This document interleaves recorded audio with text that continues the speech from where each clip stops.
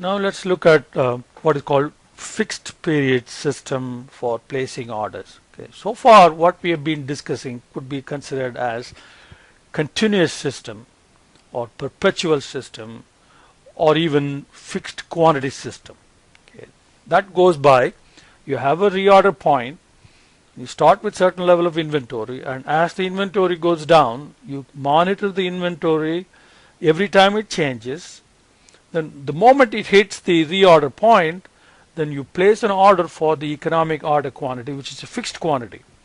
So order quantity is fixed, but when you will order may change. If the demand is kind of sluggish, then it may take a long time for you to reach the reorder point. But if the demand is high, larger than normal, then you will quickly reach the reorder point. Then you will place the order for that EOQ. So the time between orders may change from cycle to cycle, but the order quantity itself will remain the same. And for that reason, that system is called fixed quantity system, or because we constantly monitor the inventory level, it's called continuous system. Now that kind of system will be good for class A and class B items in the ABC analysis, but sometimes fixed period system can be used, if it is a C class item, or there are some conveniences also available with fixed period system.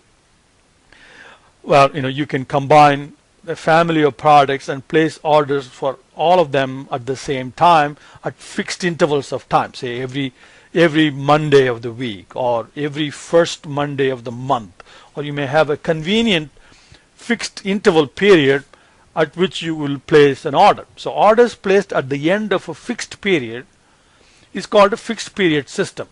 Here the inventory is not monitored constantly, but it is monitored only at the end of the fixed period, say 1 month or whatever. So first Monday of the month, then you count how many items you have and then you place an order based on what your inventory level is at that point in time. So usually you will have a fixed target level, and then whatever your inventory level at the time of placing the order is, you will find the difference in the order quantity and the target and the on-hand inventory, and you will place the order for that quantity.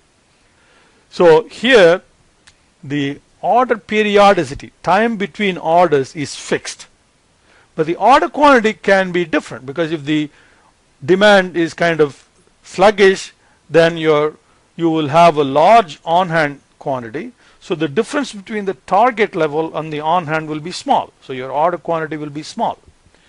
But if the demand is greater than normal, so you will have very little on-hand inventory.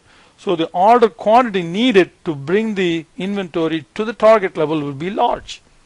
So in this system, it's the exact opposite of the continuous review system. Here, the time between orders is fixed. In the previous case, the time between the orders was not fixed. In this case, the order quantity may vary from one order cycle to the next. In the previous system, the order quantity was fixed. So here is a graphical representation of what I was talking about.